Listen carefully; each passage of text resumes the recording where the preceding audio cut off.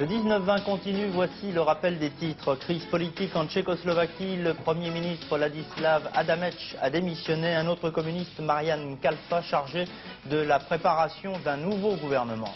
Dans quelques minutes, nous nous rendrons en direct à Strasbourg à la veille d'un sommet européen avec au menu la construction de l'Union économique et monétaire.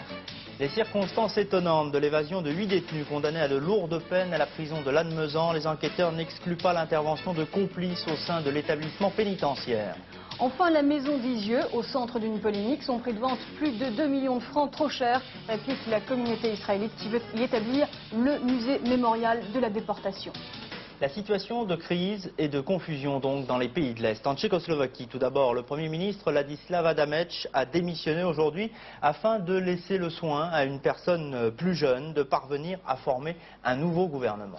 Oui, alors c'est un réformateur communiste qui a pris aujourd'hui le relais, qui assure donc l'intérim du gouvernement tchécoslovaque, un homme qui est en étroite relation avec l'opposition puisqu'il avait conduit jusqu'à présent les négociations qui ont été fatales à son prédécesseur. Morad Aïtabouche.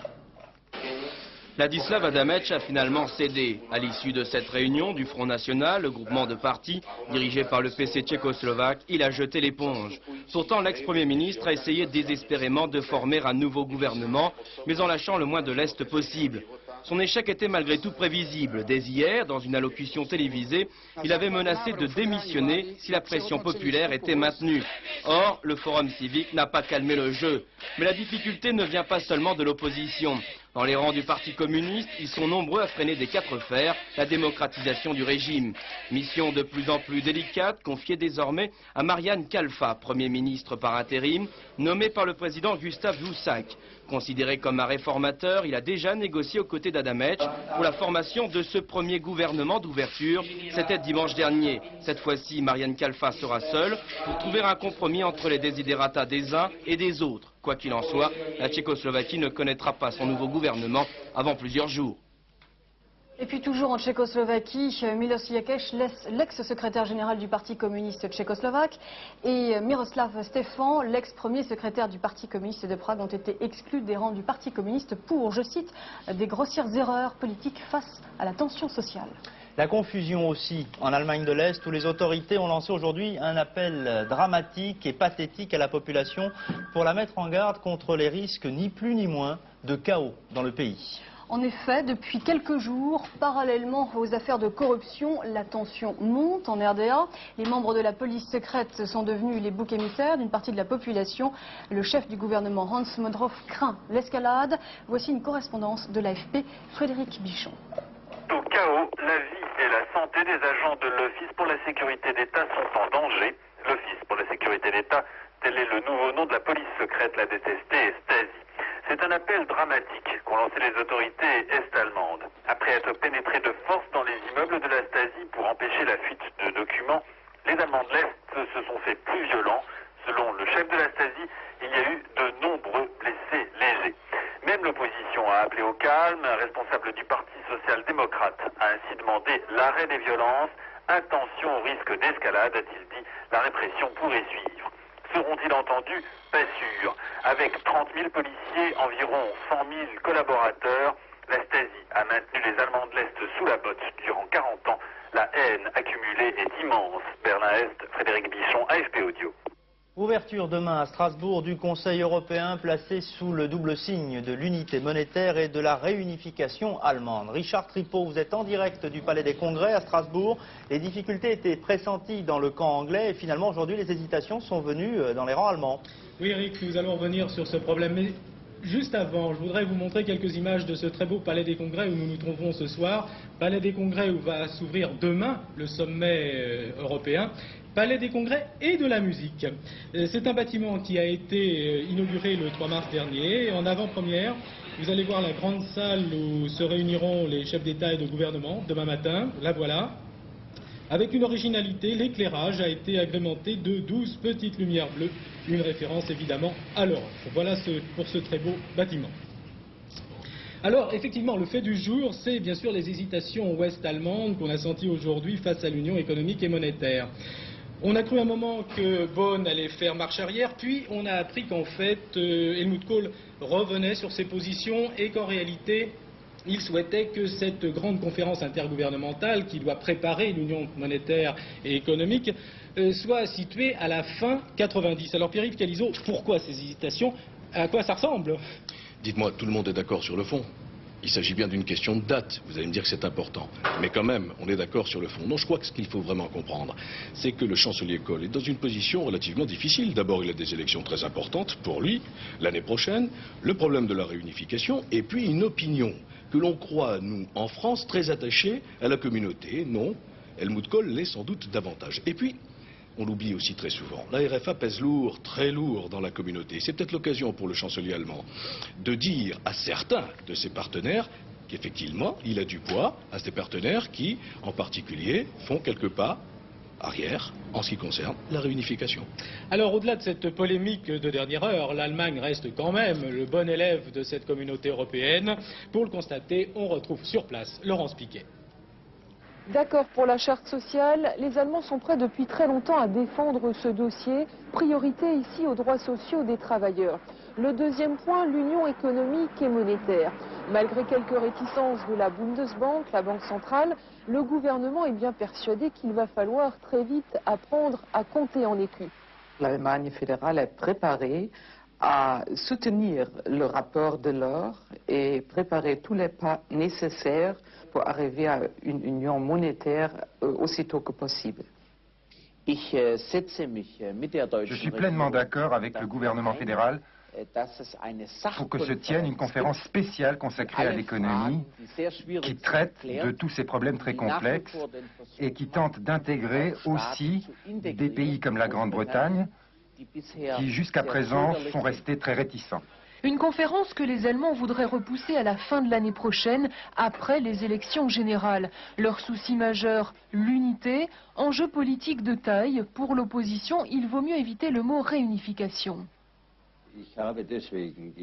Je suis très réservé vis-à-vis de ce mot, parce qu'il laisse entendre que nous voudrions revenir à un certain passé de notre vie nationale, et c'est précisément ce que nous ne voulons pas. Nous voulons aller de l'avant vers un avenir où les frontières ne joueraient plus un grand rôle en Europe. La République fédérale allemande attend l'unité de l'Europe, de toute l'Europe, même si elle ne croit plus depuis longtemps au Père Noël. Bien, alors Pierre-Yves Calizot, ce sommet, une nouvelle fois, c'est pas la première fois, vous en avez suivi beaucoup, on a l'impression qu'une nouvelle fois, ce sommet s'ouvre sous le règne de l'incertitude. Vous savez, on dramatise toujours avec les sommets, et plus on dramatise, plus le sommet est important. Donc vous pouvez conclure vous-même. Non, je crois qu'il ne faut peut-être pas s'obnubiler seulement sur la question allemande et sur la position d'Helmut Kohl. Parce que alors là, on va oublier Mme Thatcher. Je vous rappelle quand même que Mme Thatcher a dit non à la charte sociale et elle dit non à l'union économique et monétaire, ce qui fait beaucoup. Alors, conclure un sommet samedi à 11, qu'on le veuille ou non, ce sera un échec et pour l'Europe et pour François Mitterrand, bien sûr. Mais, me direz-vous, on a vu déjà la dame de fer 5 minutes avant la conclusion d'un sommet fléchir un peu, ce qui serait d'ailleurs bon pour son image de marque. Une dernière chose quand même en ce qui concerne Helmut Kohl. Je vois vraiment mal comment le chancelier allemand pourrait trahir son ami François Mitterrand. Seulement voilà, les choses ont beaucoup changé ces dernières semaines, vous le savez, mais plus que jamais, samedi, les 12 devront parler d'une même voix, il en va de leur crédibilité. Merci Pierre-Yves, d'autres enquêtes, d'autres reportages et d'autres commentaires dans Soir 3, à vous le 19-20. Merci Richard. Folie meurtrière à l'université de Montréal au Canada, voici les télégrammes de l'étranger préparés et commentés ce soir par Rémi Goudicelli.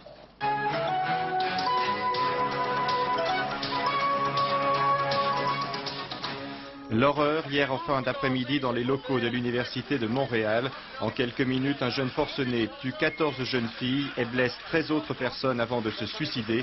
Dans une lettre retrouvée sur lui, le meurtrier avait exprimé sa haine des féministes.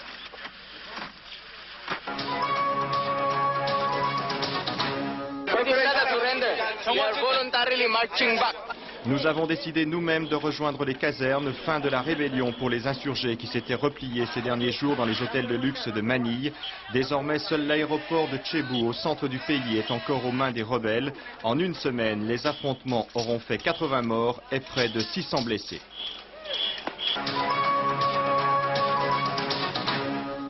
52 morts, 400 blessés, dernier bilan de l'énorme explosion qui a dévasté hier le quartier général de la police politique à Bogota.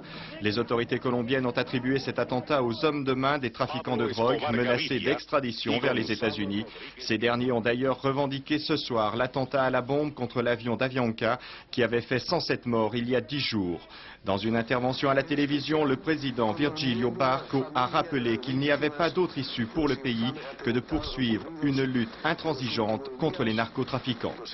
En France, les enquêteurs recherchent toujours les 8 détenus qui se sont évadés hier soir de la prison ultramoderne de Lannemezan dans les Hautes-Pyrénées. Les 8 prisonniers réputés très dangereux semblent avoir bénéficié de circonstances presque trop favorables pour s'évader.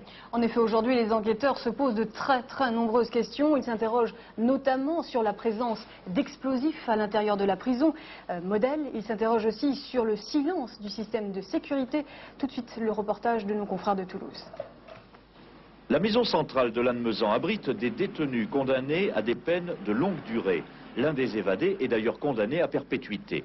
Hier soir donc, 17h30, derrière ces murs, la séance de sport s'achève. Les détenus qui avaient bien préparé leur affaire passent à l'action. Ils franchissent un mur à l'intérieur de la centrale, puis un fossé. Arrivent au Mirador, ils en font sauter la porte avec du plastique, de l'explosif. Les évadés traversent ce petit bois à une centaine de mètres de la prison dans cette cité. Ils s'emparent d'une BX, puis ensuite d'une 205 auto-école. L'un des fuyards est blessé. Il va se rendre à 1 kilomètre de là, à la clinique du Plateau, pour se faire soigner. De nouveau, il s'enfuit lorsque l'infirmière lui demande son nom. Dans le même temps, l'un des évadés est repris à Lannemezan, en pleine ville, à 2 pas de la gendarmerie. Ce sont des gardiens de la maison centrale qui n'étaient pas en service, qui le reconnaissent dans la rue et qui vont le remettre aux gendarmes. Depuis 24 heures, tous les renseignements recueillis par policiers et gendarmes sont systématiquement vérifiés. Alors va se poser bien sûr très vite le problème des responsabilités. Et cette question simple, comment peut-on détenir du plastique et s'évader de l'un des endroits le mieux gardés en France ? La mémoire des épisodes douloureux de l'histoire en question à Isieux, dans l'Ain, où est déclenchée une polémique autour de la vente d'une maison symbole. Maison où en 1944, 44 enfants juifs avaient trouvé refuge avant d'être déportés et de mourir dans le camp d'Auschwitz. Prix de vente de cette maison, plus de 2 millions de francs, beaucoup trop, dénonce la communauté israélite qui souhaite créer le musée mémorial de la déportation. Le propriétaire, lui, ne veut rien entendre et affirme avoir trouvé un acquéreur de Lyon, Laurence Bobillier. Ira la maison d'Isieux, là où 44 enfants juifs avaient trouvé refuge avant d'être déportés sur l'ordre de Klaus Barbie.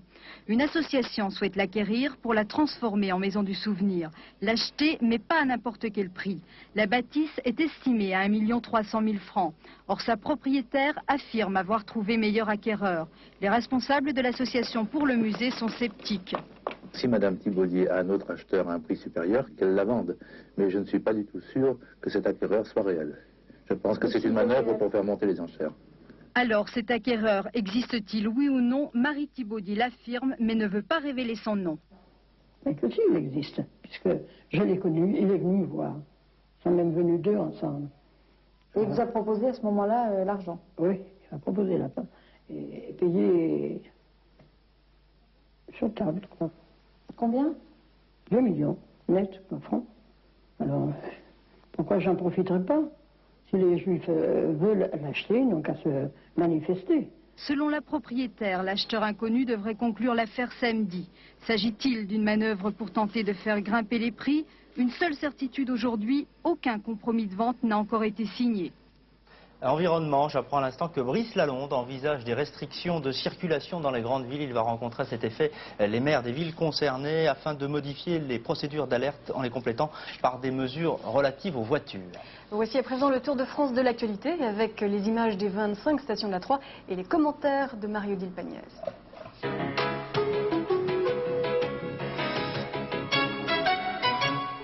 Une école primaire soufflée par une explosion à Vière-au-Bois dans le Pas-de-Calais. Heureusement, l'instituteur, alerté par une forte odeur de gaz, a eu la présence d'esprit d'empêcher ses 26 élèves d'entrer dans l'école.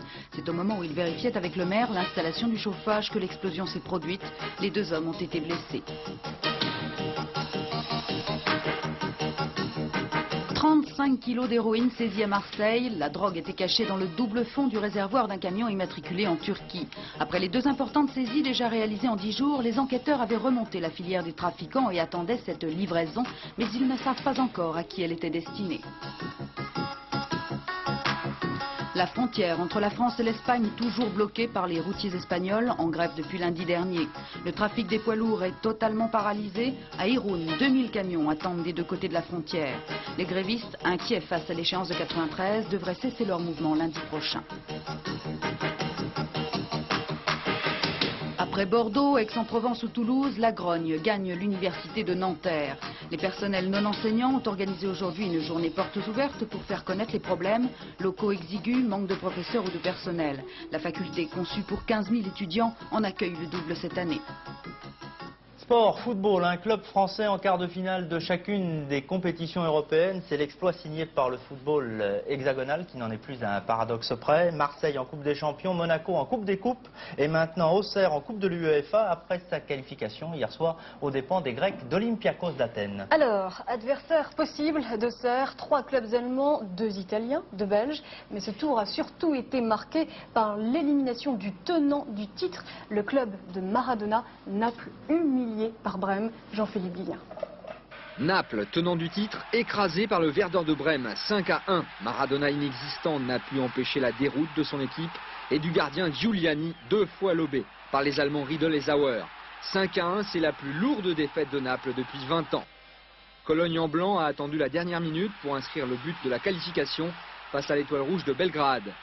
Goetz a frappé 2 fois, permettant à son équipe de revenir à 2 partout sur l'ensemble des 2 rencontres. Mais c'est cette talonnade d'Ordonevitz qui propulse Cologne en quart de finale. 3e club allemand qualifié, Hambourg. Merkle ouvre le score pour les Blancs. Porto va quand même l'emporter 2-1.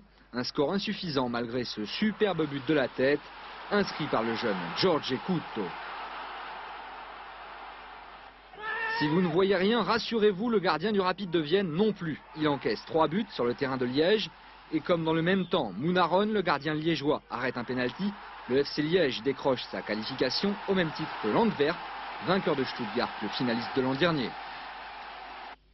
Enfin, la Fiorentina et ici la Juventus sont encore en course. Les Turinois se sont imposés 1-0 à Karl Marx Stadt en RDA sur un coup franc de l'arrière international Luigi De Agostini. Voilà, Jean-Paul Giroir, dernière information en bref, une déclaration de Jean-Marie Le Pen. Oui, Jean-Marie Le Pen qui accuse, je le cite, les chefs de la bande des 4, les 4 grands partis politiques, de déférer aux ordres du B'nai B'rith. Le B'nai B'rith est une organisation d'œuvre sociale juive américaine. Dans la même déclaration, Jean-Marie Le Pen se défend de tout antisémitisme.